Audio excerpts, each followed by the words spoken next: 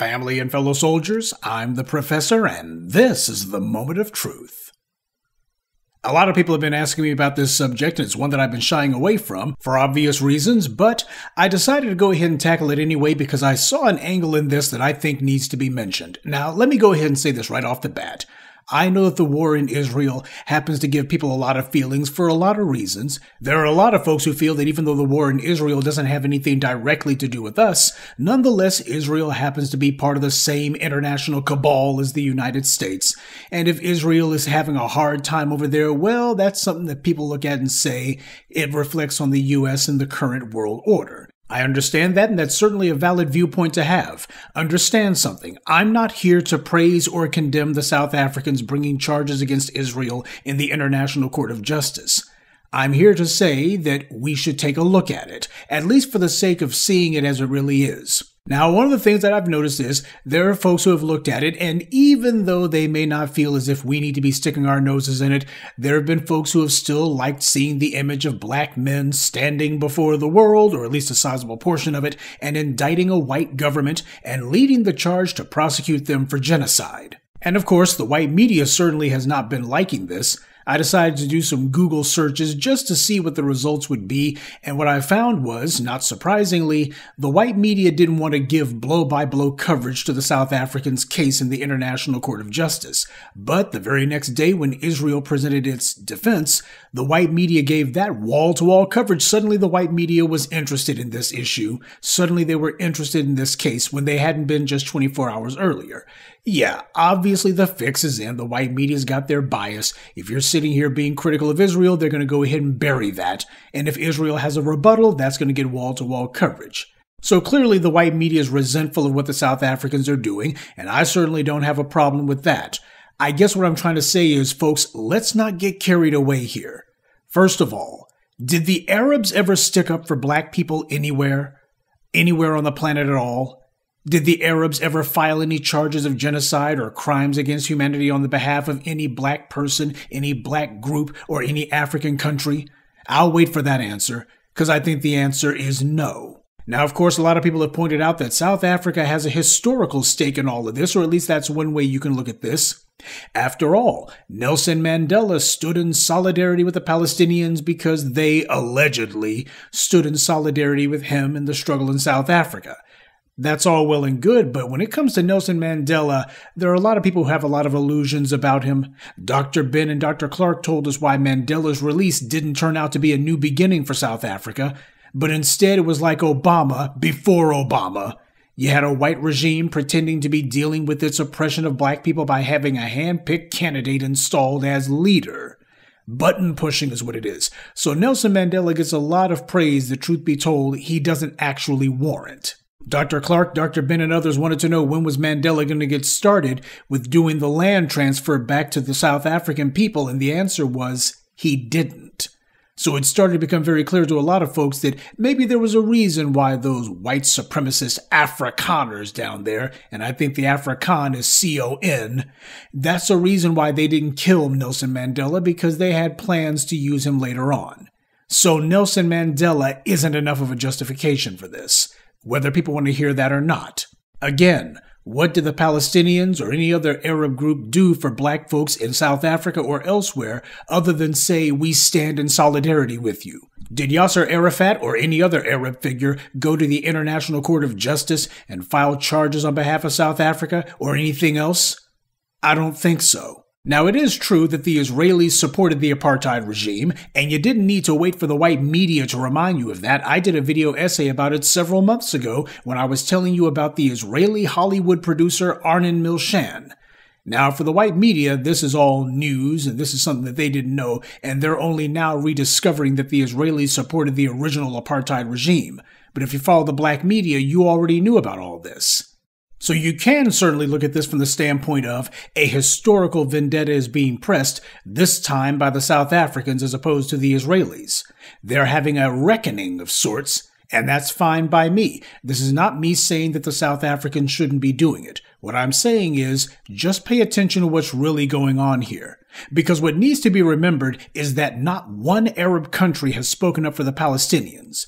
Not one Arab country brought this kind of action on behalf of the Palestinians. It shouldn't have been the South Africans that everybody was waiting on. They didn't have to wait for them. Where the heck has Saudi Arabia been at?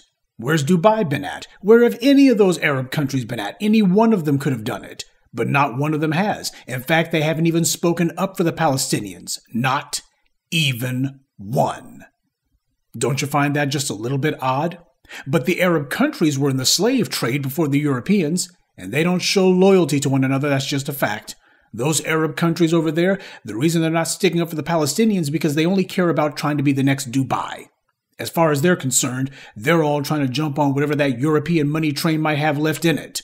All of them trying to figure out, how do we get some foreign investment in here? Foreign, read white investment in here. They've turned their backs on the Palestinians. And that's something that needs to be mentioned. During the Trump regime, they were making all kinds of deals to make it where these Arab countries would go ahead and give formal recognition to Israel. It was all seen as a way to circumvent the Palestinian issue altogether and set them up to be completely and thoroughly isolated so that the Israelis could displace them, kill them, what have you, and there would be nobody who would say boo about it. But then again, a maneuver like that could never have been successful without having these Arab countries that were already prepared to be on board with the idea. They were ripe for a fall. That's something that ought to be mentioned, but it hasn't been. Now, in the abstract, what South Africa's doing comes off as altruistic. They're certainly standing up to one of the international bullies' buddies by taking on Israel. So I'm not saying that there's anything wrong with that, but what I am saying is all of this praise that's coming from certain leftist groups and such, you have never heard them getting this enthused about the idea of taking the U.S. to court in order to get justice for Black Americans. You never hear that from them. Or that there should be any African country who gets to press their case in front of the UN or some UN-affiliated body like the International Court of Justice. They're not getting happy about that. They're getting happy about this, though. We need to recognize that the only time people want to cheer for us speaking out as Black people is when we're doing it on someone else's behalf, because that's what I'm seeing here. Black people's suffering is never seen as worthy of redress or compensation or worthy of being stopped on its own. When we're the ones suffering, nobody talks about it. Hell, you got some more warring going on in Sudan right now. You haven't heard about it, have you? And there's also another aspect of this specific to South Africa and Israel that needs to be mentioned. You see, the Israelis have long had, for at least the last 30 years, the accusation of apartheid being thrown at them, even by people like Jimmy Carter. And that being the case, the Israelis have long decided to try to figure out a way to preempt the accusation that they could be compared to the apartheid regime of South Africa from back in the day. In the documentary The Lobby USA that I've told you about, Al Jazeera documented how the Israeli government had been pushing propaganda, getting South Africans to basically lend themselves to an ad campaign that said, "Hands off my apartheid." Basically what they were saying was, don't let the Palestinians compare themselves to the South Africans. Now, of course, in the abstract, I can say, oh, you know what, that certainly makes sense, but the Israelis weren't doing it to do us any favors. Because if the Israelis are going to call themselves deciding to tell other people hands off my apartheid, then the question becomes, are the Israelis going to be fighting to get reparations for Black people in the United States or anywhere else for that matter? See, the relationship is always one-sided whenever we deal with other folks. All of the attention, all the potential benefits, all of the advocacy only goes one way. So everybody else has no problem mentioning us as long as they think they can use us for their own ends. So you got these white leftist groups out there, like the ones who decided that they were going to protest Biden live on air in Mother Emanuel Church. They did this in a Black church. They would never have done this in a mosque anywhere. They would never have done this in a Catholic cathedral anywhere, but they go into a Black church to do that just to show that, well, we don't have to respect a Black person's place of worship. But if Black folks decide that they're going to speak up for the Palestinians, oh, then all of a sudden these same folk who ignored us, then they find a way to give us a pat on the back. Because this is one of their pet issues. Something that benefits Black people is not. When Black people in the United States talk about how we're being mistreated, when we talk about our historical grievances, we're told we need to get over it. We're told that was a long time ago. We're told that the world has changed. Stop playing victim. When the Africans do the same thing, we're told, well, you guys are just making excuses for the fact that you failed. You need the Europeans to come back and be running things. That's what we hear whenever we talk about our own mistreatment and our own historical grievances.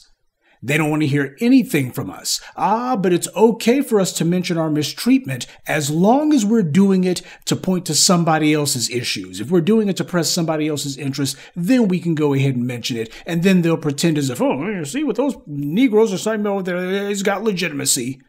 As long as we're allowing everyone to swing off the coattails of our suffering, then they'll pretend to tolerate us talking about what's been done against us. But nobody wants to hear us talk about how we've been harmed unless we're promoting somebody else's interest. That's what I see here. This all strikes me as the international version of we're all in this together. Everybody sticks up for themselves, except when they get their butts in a crack. Then they're looking around for black people and trying to compare themselves to us, making all sorts of false or otherwise unapt comparisons. That's the dynamic I'm seeing here. The mistreatment of black people kicked off a global movement just a few years ago. But did you see anybody who went to the UN to advocate for us? Where was South Africa or anyone else to bring a case before the International Court of Justice on our behalf? What happened in Flint, Michigan was a genocide. The indiscriminate killing and harming of black people is a human rights violation. Everyone was saying Black Lives Matter, but nobody was demanding that the U.S. be punished. Nobody was dared bring up the word genocide in front of an international body on our behalf. Now again, this is the South Africans' decision to make, but when I look at their legal team and see an Irish lawyer with them and other non-black lawyers in the group, I have to wonder how much of this was their idea. But regardless of who was actually directly responsible for this legal action that the South Africans are bringing, my point is that whenever black folks anywhere decided they're going to put on the cape for other folks, it never works out good for us. People never have a problem with us being the voice of morality as long as our voice is being lent to somebody else's cause. That's the point that I'm trying to make. No matter how this turns out, the South Africans are still going to find themselves with nobody advocating for them when this is all over. Because if you think that the folks who the South Africans are sticking up for, or the folks who black folks in general stick up for, are going to return the favor for us, then you'll be waiting a hell of a lot longer than the Palestinians have. Good day, and be one. I'd like to take a moment to mention some of our contributors. Cloudwalker Z, Frederick Richburg, James Brown, Romy, and Fred Williams. Salute to them and thank you to everyone for listening, liking, and sharing this message. Black empowerment only exists because of you.